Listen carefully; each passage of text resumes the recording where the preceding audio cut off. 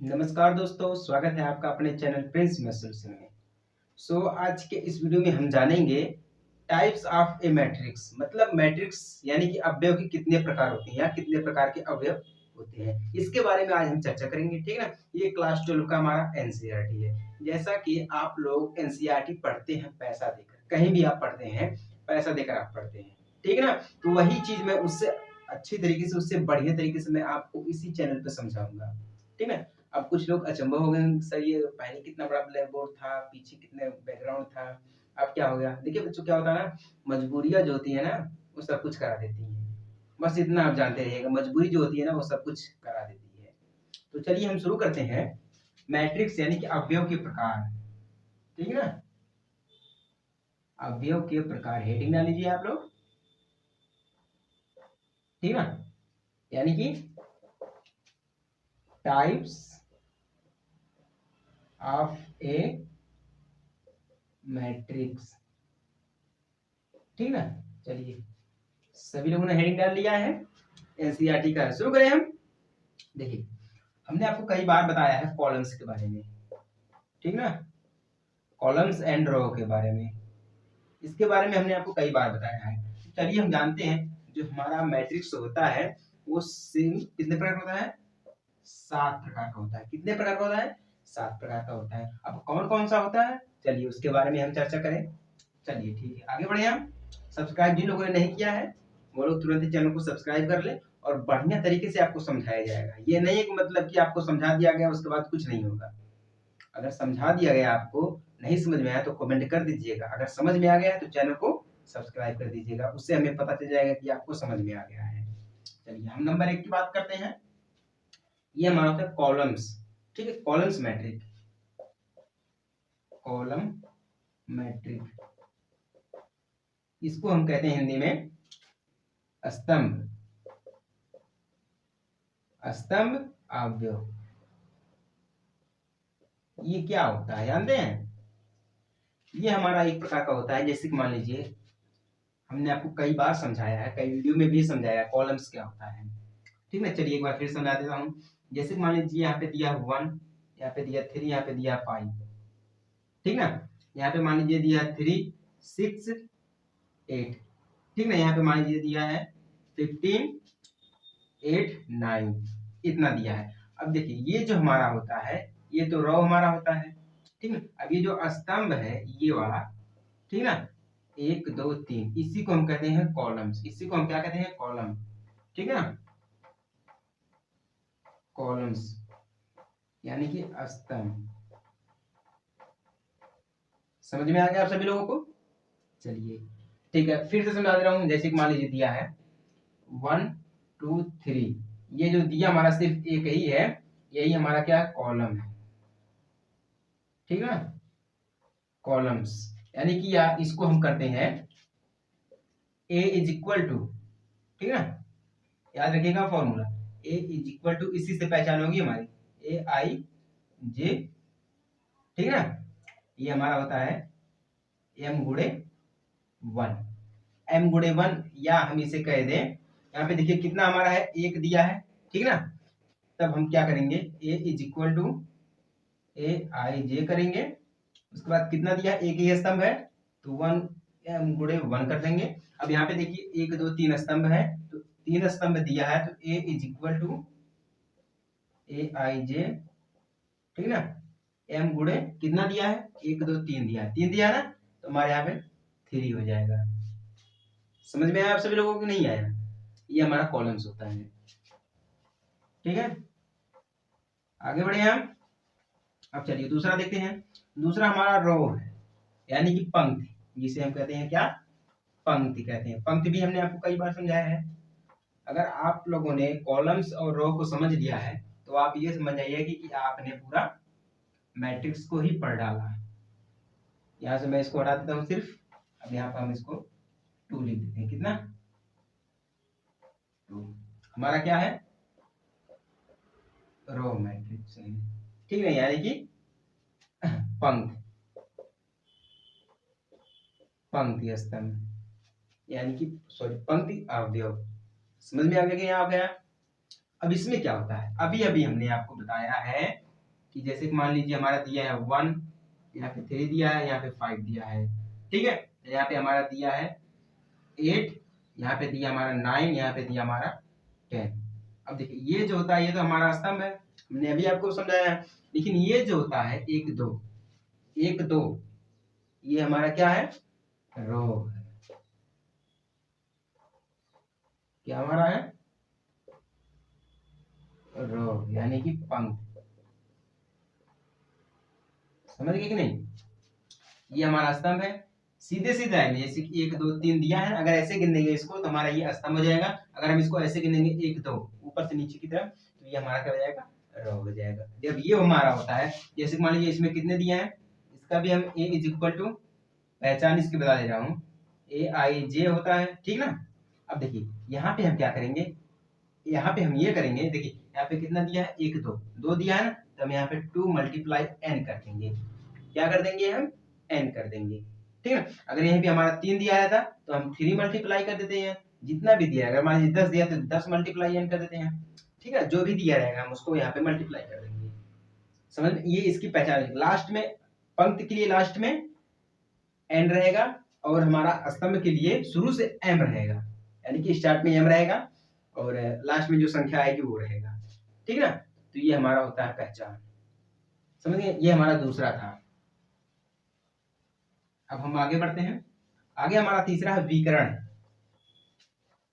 क्या हमारा है, विकर्ण, जिसे हमें इंग्लिश में कहते हैं डायगोनल।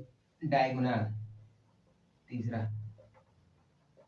डायगोनल, ठीक है ना, डायगोनल मैट्रिक्स, यानी कि विकर्ण, विकर्ण या विकर्ण अवयव।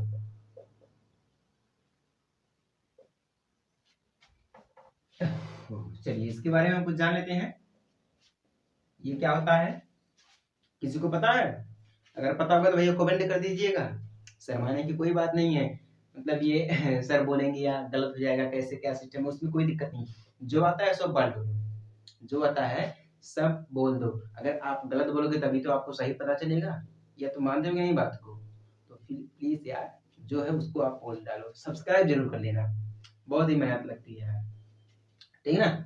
अब चलिए इसमें क्या होता है, जैसे कि मान लीजिए हमारा कोई अवयव दिया है, ठीक है, या मान लीजिए हमारा कोई इस प्रकार से एक ग्राफ दिया है। यहाँ पे हम लिख देते हैं 3 8 9, फिर हमारा यहाँ पे है 2 0, ठीक ना, 2 0, उसके बाद हमारा यहाँ पे 3 हो गया, फिर 0 5 0, ये मान लीजिए। समझ में आ गया कि नहीं आ गया? अभी नहीं समझ में। चलिए अब देखिए इसका मतलब होता है, अगर ये जो हमारा दिया है, अंक दिया है, 3 दिया है, 8 दिया है, 9 दिया है, 3 दिया है, फिर 5 दिया है, फिर 2 दिया है, इन अंकों के अलावा अगर कोई संख्या 0 आपको मिल जाए इस ग्राफ में, तो वो इतना समझ जाइएगा कि ये हमारा क्या है, विकर्ण, यानी कि डायगोनल मैट्रिक है, ठीक है, डायगोनल मैट्रिक है। समझ जाइएगा कि यही इसकी पहचान होती है, संख्या के अलावा, ठीक ना। क्या हमारी होती है, संख्या के अलावा अगर 0 मिल जाएगा इस ग्राफ में, जैसे कि अभी मिला है, आप देख लीजिए 3 8 9, ये तो दिया है। दूसरे में क्या दिया है, 2 0 3, फिर 0 5 0। अगर इस टाइप से मिल जाएगा तो आप ये समझ जाइएगा कि हमारा विकर्ण है, यानी कि डायगोनल मैट्रिक्स है। समझ में आ गया कि नहीं आ गया? चलिए ये हमारा होता है, ये हमारा होता है m गुणे m, ठीक ना। ये हमारा होता है m गुणे m, इसकी पहचान भी यही हमारी है, ठीक ना। m गुणे m इतना आप समझिएगा कि आपको बहुत ही अच्छी तरीके से समझना है। इसको समझने के लिए क्या जरूरत है, मेन चीज हमारा ग्राफ दिया रहता है, मेन चीज इसमें हमारा क्या है, ग्राफ है, इतना आप समझ जाइएगा कि। चलिए समझ में आ गया आप सभी लोगों को? आगे बढ़े, ये हमारा 3 हो गया। चौथा हमारा है स्केलर। क्या हमारा है, स्केलर, जिसे हम कहते हैं अदिश, ठीक ना। अदिश लिख दे रहा हूं पहले, अदिश, अदिश राशि हमारा फिजिक्स में भी है, ठीक ना, स्केलर। अब इसमें देखिए क्या होता है, बिल्कुल विकर्ण का बिल्कुल सेम, कुछ इसमें करने की जरूरत नहीं है। बस एक चीज आप लोग नोट कर लीजिएगा कि ये कैसे होता है, ठीक है।